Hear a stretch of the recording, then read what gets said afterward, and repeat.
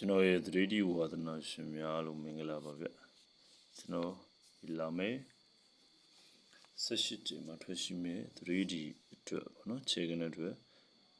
ဒီထိတ်ဆိုင်ကနေဒါ brain နဲ့တွဲပြီးတော့ထိတ်ဆိုင်ဝင်နေပြီး brain နဲ့တွဲပြီးတော့ပေးသွားတယ်ဒီဆက်ကို CD ပေါ့နော်အဲ့ဒီထဲမှာ main နဲ့ပြန်ပြီးတော့ရွေးထုတ်အောင်ဒီ site ကကျွန်တော်တို့ပြီးခဲ့တဲ့အပွဲမှာကျွန်တော်9ဖိတ်ရှင်းနှလုံးပေါင်း1နဲ့9ဖိတ်6ဖိတ်ပေါ့နော်6ဖိတ်အောင်သွားတဲ့ site ပေါ့နော်အဲ့ဒီမှာကျွန်တော်ရထားတဲ့6ထိတ် site ကိုကျွန်တော်က68နှစ်ထုတ်ပေးတယ်ပေါ့နော်68နှစ်ထုတ်ပေးတယ်68နှစ်ထုတ်ပေးတယ်655ထုတ်ပေးခဲ့တယ်ပေါ့နော်မမသမားတွေဒါအကြောင်းတိုက်ဆိုင်သွားပဲနောက်နှလုံးပေါင်း10ကို46နဲ့10သွားတယ်ပေါ့နော်ကျွန်တော်ကကြံချိန်တွေကို၄ခါပေထားတာပေါ့နော်ခဏကိုတက်တယ်လို့လည်းမသုံးညလို့ပေါ့နော်၄ခါပေထားတာဆိုတော့အဲ့မှာ646ကိုခြံခဲလိုက်တာပေါ့ဒီမှာဒါပြီးခဲ့တဲ့19ကြိမ်မှာ6 break အောင်သွားတဲ့ site ကနေပြီးတော့ဆက်လုပ်နေတဲ့ site ပေါ့နော်ဒါပြီးခဲ့တဲ့16ကြိမ်sorry 19ကြိမ်မှာကျွန်တော်တို့6 break ဘယ်လိုအောင်သွားလဲဆိုတော့ဒီမှာကျွန်တော်ကနောက်ပေါင်း4ကနောက်ပေါင်း4ကနှစ်ပင်ကျော်မှာ4ပိတ်ကြတယ်เนาะ4ပိတ်ကြတယ်ပြီးရင်သူ့ရဲ့အောက်က break 1နဲ့ break 9နဲ့နှစ်ခုပေါင်း10 break အဲ့ဒီ10 break ကလည်းတခြားကနေမလာဘူးသူ့ထက်က1ချိန်4ခုနဲ့10 break အဲ့လိုကြပြီးတာနဲ့ဒီမှာ4နောက်ပေါင်း4က4ပိတ်လို့ကြပြီးတာနဲ့ဒီမှာ4 break ဆင်းရမယ်ဒီတိုင်းပဲဒုတိယကပ်မှာလေပြင်ဆက်ပြမယ်ပေါ့နော်ဒါဆိုရင်ကျွန်တော်တို့အဲ့မှာ4 break အောင်သွားတယ်4 break အောင်ပြီးတော့ဒီမှာဘာဝင်လဲဆို4ထိပ်ဝင်တယ်ပေါ့နော်အဲ့ဒီ4ထိပ်ကဘာလို့4ထိပ်တာလဲပေါ့နော်အဲ့ဒီ4ထိပ်ကိုပြန်ဖြည့်မယ်ပေါ့နော်ဒီတိုင်းပဲနောက်တစ်ကက်ပြမယ်ပေါ့နော်နောက်တစ်ကက်လည်းကျွန်တော်ပြီးခဲ့တဲ့ပွဲမှာ break line ပြခဲ့ပါတယ်ဒီမှာ893နောက်ပေါင်း2နော်အဲ့ဒီနောက်ပေါင်း2တပင်2ပင်ကျော်မှာဒီမှာ4 5 2ဆိုပြီး2ပိတ်နဲ့နောက်ပေါင်း2က2ပင်ကျော်မှာ2ပိတ်နဲ့တစ်ပရိကနန်းကြတယ်အဲ့ဒီတစ်ပရိကနန်းကဘယ်ကနန်းလဲဆိုသူ့အထက်ပရိနှစ်ခုပေါင်းခွန်ပရိနဲ့ဒီခွန်ပရိနဲ့လေးပရိနှစ်ခုပေါင်းကတစ်ကတစ်ပရိလို့ကြားတယ်ပေါ့နော်ဟုတ်ပြီကြားမယ်တစ်ပရိကလေသူ့အထက်က1ချိန်နဲ့ဆိုပြီး4 5 2အဲ့ဒီမှာ2ပိတ်နဲ့ပဲဝင်သွားတယ်နှလုံးပေါင်း2က2ပိတ်နဲ့အဲ့နှလုံးပေါင်း2က2ပိတ်လို့ဝင်ပြီးသွားတဲ့အတွက်ကြောင့်2ပရိကြားရမယ်နော်အဲ့ဒီ2ပရိကိုမှဒီမှာနောက်ပေါင်း9နော်1ချိန်ထားတဲ့နောက်ပေါင်း9ကဒီမှာရှေ့ပေါင်း9နဲ့ဒီတိုင်းပဲရှေ့မှာနောက်ပေါင်း3က1ချိန်ထားတဲ့နော်နောက်ပေါင်း3ကရှေ့ပေါင်း3နဲ့ဆိုပြီးတော့ပြခဲ့တာဒီတိုင်းပဲပြီးခဲ့တဲ့ပွဲ6 break နဲ့ဘယ်လိုထုတ်ပြလိုက်လဲဒီမှာ3နဲ့4နောက်ပေါင်း6ကြတယ်ဒါကိုခဏထားမယ်သူရဲ့တပင်2ပင်ကျော်မှာဒီမှာ3 5 6ဒီနောက်ပေါင်း6ကတပင်2ပင်ကျော်မှာ6ပိတ်နဲ့ break က3 5 6 4 break ဘာလို့4 break တာလဲ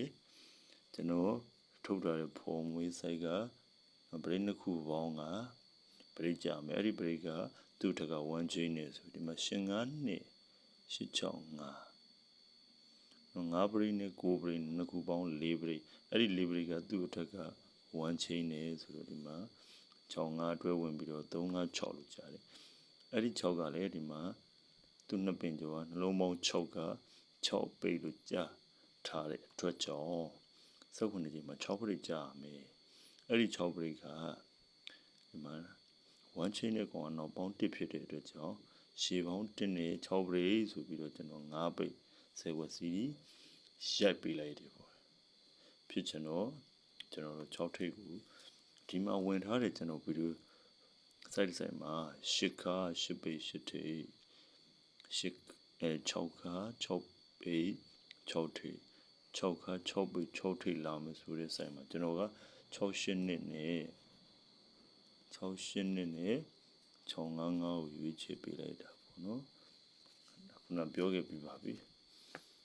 အဲ့ဒီမှာသူကနှလုံးပေါင်း30ကြတော့လေ၄ချောင်းနဲ့30သွားတယ်ပေါ့နော်ဒါလေးခါကျွန်တော်ပယ်လိုက်လို့လွဲရခြင်းရဲ့အကြောင်းပေါ့နော် site မှာပြီးတော့ဟုတ်ပြီဒါဆိုရင်ဒီဘွဲအတွက်ပေါ့နော်ဒီ site ကနေပါဆက်လို့မလဲဆက်ကြည့်ကြမယ်ပေါ့နော်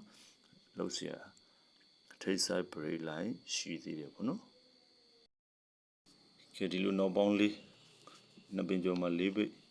1ချိန်နဲ့ break လေးရိုက်ပြီးပြီ၄ပိတ်လေးကြာပြီးပြီဆိုရင်သူကဒီမှာ488လို့ဝင်လာအဲ့488က၄ပိတ်က၄ပိတ်နှလုံးပေါင်း၄ပိတ်က၄ပိတ်လို့ကြာထားတယ်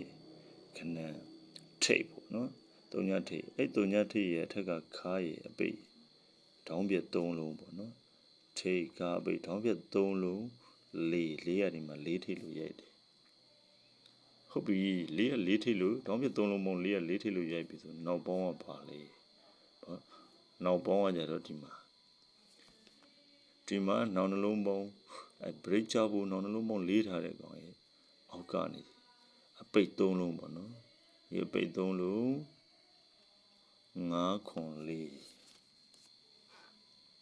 အပိတ်3လုံး9ခွန်4ဆိုတဲ့3လုံးပေါင်း6က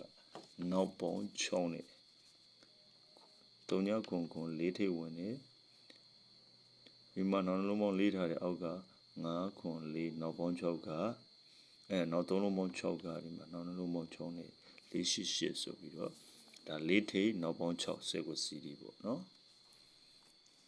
အဲ့ဒီထဲက488ထွက်သွားတယ်ပေါ့နော်ကျွန်တော်ဒုတိယကက်ကိုဆက်ပြမယ်ပေါ့နော်ပရမကက်အတိုင်းပဲရှင်လုံးပေါင်းနောက်နှလုံးပေါင်း2က2ပင်ကျော်မှာ2ပိတ်လို့ကြာပြီး2ပိတ်ရိုက်တယ်ရိုက်ပြီးရနဲ့အဲ့2ပိတ်ကြာလာတဲ့ထိပ်6ထိပ်ရေတောင်းပြ3လုံးထိပ်ခါအပိတ်6 5 4 3လုံးပေါင်း5ကဒီမှာ5ထိပ်ကြာပြီ5ထိပ်ကြာပြီဒီမှာလေးနောက်ပေါင်း6ဝင်အဲ့နောက်ပေါင်း6ကလေဒီမှာနှလုံးပေါင်းနောက်နှလုံးပေါင်း2လို့ကြားမယ်တည်ထားတဲ့အောက်ကထောင်နော်အပိတ်ထောင်3လုံးဒီအပိတ်ထောင်3လုံး3ညရေ4ရေ2ရေအပိတ်ထောင်3လုံးပေါင်း6နဲ့ဒီမှာနောက်နှလုံးပေါင်း6ပြီးတော့ဒီကဝင်လာတဲ့6 5 4 5ထိပ်နှလုံးပေါင်း5ထိပ်နဲ့နောက်နှလုံးပေါင်း6ကိုမဆက်ကိုစီးဒီ5ထိပ်နောက်နှလုံးပေါင်း6ကို960ထွက်သွားတယ်ပေါ့နော်ဟုတ်ပြီဒါဆိုရင်ပထမကက်နဲ့ဒုတိယကက်တိုင်းတတိယကက်ကိုသွားမယ်ပေါ့နော်ဒါဆိုရင်ဒီမှာကျွန်တော်တို့3နှစ်လေးနောက်နှလုံးပေါင်း6ကတပင်2ပင်ကျော်မှာ6ပိတ်အဲ့ဒီ6ပိတ်ကသူ့အထက်က1ချိန်နော်6 5တွဲဝင်နေ5ပရိနဲ့9ပရိနှစ်ခုပေါင်း4က4ပရိလို့ကြာသွားပြီနောက်ပေါင်း6က6ပရိလို့ကြာထားတဲ့အတွက်ကြောင့်ဒီမှာ6ပရိအဲဆိုရင်6ပရိလို့ကြာပြီဆိုအဲ့ဒီ6ပရိကထိတ်6ထိတ်5ခါ5ပိတ်တောင်းပြန်3လုံးပေါင်းကျွန်တော်တို့က6တယ်ဒီအတွက်ကြောင့်ဒီဘွဲမှာလည်း6ထိပ်နော်ရှေ့ဘွဲတွေက6 4ထိပ်5ထိပ်6ထိပ်ပြီးတဲ့18ချိန်မှာကျွန်တော်တစ်ချက်လို့တာပေါ့ဒါရိုးရှင်းလို့လည်းကျွန်တော်ဒီ6ထိပ် line ကိုဆွဲပြီးတော့ဒီ line နဲ့ပေါင်းပြီးမသုံးခဲ့တာပေါ့နော်ဒီမှာတောင်းပြက်4 5လို့ရှေ့မှာရိုက်ခဲ့ပြီးဒီမှာ6လို့ကျွန်တော်ထည့်လိုက်မယ်ဆိုရင်ပရိ6နဲ့6ထိပ်နောက်ပေါင်း30ကိုဝင်ရမှာပေါ့နော်6ထိပ် line ကိုဒီကနေလေဒါအကောင်းဆုံးရုပ်တရှိနေတာကိုမသုံးခဲ့လိုက်ဘူးပေါ့နော်သူရဲ့နောက်ပေါင်းကအလုပ်လုပ်ထားတော့ကျွန်တော်ဒီနောက်နှလုံးပေါင်း1နဲ့ပဲထုတ်ပေးလိုက်လို့ပေါ့နော်ဒီမှာလေ6ခါ6ပိတ်6ထိပ်6ခါ6ပိတ်6ထိပ်ဆိုပြီးရိုက်သွားတာပေါ့နော်နန်းချေကနေဆိုတာလေကျွန်တော်တို့ညံဝရိယဘလောက်ပဲသုံးပေါ့နော်တခါလေကံမပါလာတဲ့အခါကျရင်လေကြံပန်ပြီးတော့လွဲတဲ့တဲ့ပေါ့နော်ဒီအတွက်ကြောင့်ကံဉာဏ်ဝရိယ3ခုပေါင်းမှာရနိုင်တဲ့ဟာမျိုးပေါ့နော်ဟုတ်ပြီဒါဆိုရင်ကျွန်တော်တို့ကဒီမှာဒေါင်းဖြတ်655ဆိုပြီးတော့6ထိပ်ဝင်လာပြီနောက်နှလုံးပေါင်းရှေ့မှာပြခဲ့တယ်နောက်နှလုံးပေါင်းရဲ့အောက်ကအထောင်3လုံးဆိုတော့ဒီမှာ2 5 6 ထောင်သုံးလုံးက256ထောင်သုံးလုံး3ဖြစ်နေတယ်ပေါ့နော်ရှေ့မှာထောင်သုံးလုံးအပိတ်ထောင်သုံးလုံးက6တွေဖြစ်တဲ့အတွက်ကြောင့်6တွေရိုက်လာတယ်ပေါ့နော်ဒါဆိုရင်ကျွန်တော်တို့ကဒီမှာပိတ်ထောင်သုံးလုံးက3ဖြစ်တဲ့အတွက်ကြောင့်နောက်နှလုံးပေါင်းက3ဖြစ်ရမယ်ဒါဆိုရင်ကျွန်တော်တို့က6ထိန်းနဲ့9ပရိတ်ပေါ့နော်6ထိန်းနဲ့9ပရိတ်ကို10ကို CD တစ်ချက်ကြည့်မယ်ပေါ့နော်အဲ့ဒီမှာကျွန်တော် main ဘက်ကိုတော့ကျွန်တော် member သမားတွေကိုပြန်ပြီးတော့ရွေးချယ်ပေးမယ်ပေါ့နော်ဒါ main ဘက်ကိုတော့နှစ်ခွက် site ကိုတော့ဒါကျွန်တော်ပညာသားတစ်ခုအနေနဲ့10ကို CD ကနေခြံခဲ့မယ်ပေါ့နော်ဒီ main ဘက်ကို main ဘက်နှစ်ခုကိုလိုချင်တဲ့သူတွေတော့ဒီကျွန်တော်ရဲ့9530900လေးပိုက်ပါကိုစတဲ့ချင်းစာ1000ကျပ်နဲ့လာရောက်ပြီးတော့ဆက်သွယ်နိုင်တယ်ပေါ့နော်ဒါဆိုရင်ကျွန်တော်10ကို series site ကိုဆက်ပြီးတော့ပြမယ်ပေါ့နော်ဒါကတော့ဒါရှီယာနှစ်ကမှာလောက်လာခဲ့တယ်လို့ပေါ့နော်ထေးဝင်နေနောက်နှလုံးပေါင်းဝင်နေ10ကို series ရတယ်ပေါ့နော်ရင်ဘက်ခောက်လို့ကျွန်တော်တို့ကတောင်းပြတ်3လုံးက456ဆိုပြီးဆင်းလာတဲ့အတိုင်းပေါ့ဒီမှာလေ666ဆိုပြီးနောက်ပေါင်းဟို6ထိန်းနဲ့နောက်ပေါင်း6ပေးမယ်ဆိုရင်တော့ဒါဆိုရင်တော့ဒါ 3D ဝါသနာရှင်တွေအနေနဲ့ကိုညံခွတ်နိုင်တယ်လို့ပေါ့နော်ကွန်ပြီးတော့3လို့လည်းရပါတယ်နောက်ပေါင်း6 3ရင်လည်းရတယ်ပေါ့နော်ကျွန်တော်ကတော့မမမယ်ထင်တဲ့ line ကိုရွေးချယ်ပြလိုက်တယ်ပေါ့နော်ဒီတည်းက6393 61နဲ့ပေါ့နော်621 630 649 658 669ပေါ့နော်ဘူးခွာဆိုရင်696 685 696အဲ6ထိပ်နောက်လုံးပေါင်း3နောက်လုံးပေါင်း3နဲ့ဒါ9ပရိတ်ပေါ့နော်9ပရိတ်ဆိုကို CD ထုတ်ပြလိုက်ပါတယ်အဲဒီထဲမှာကျွန်တော်ကတော့ဘူးခွာ line ကိုပြန်ပြီးတော့အာရုံရတဲ့အတွက်ကြောင့်696နဲ့669ကိုတော့ကျွန်တော်ပြန်ပြီးရွေးချယ်ပေးလိုက်တယ်ပေါ့နော်ဒါ main ကွက်အနေနဲ့ပေါ့နော်ဒီထဲအဓိကရွေးထားတဲ့ကဏ္ဍကိုတော့အဓိကရွေးထားတဲ့ကဏ္ဍနဲ့ကျွန်တော်ဒီဘက်ကိုပရိအလုံးလုံးမဲ့ကဏ္ဍကိုလိုချင်တဲ့သူတွေအနေနဲ့ကတော့ဒီမှာလာရောက်ဆက်သွယ်လို့ရတယ်ပေါ့နော်ယခုပြတဲ့ site လေးကနေကျွန်တော်ရဲ့ 3D ဝါသနာရှင်တွေအားလုံးပဲကံကောင်းကြပါစေကိုလပ်ပါခင်ဗျ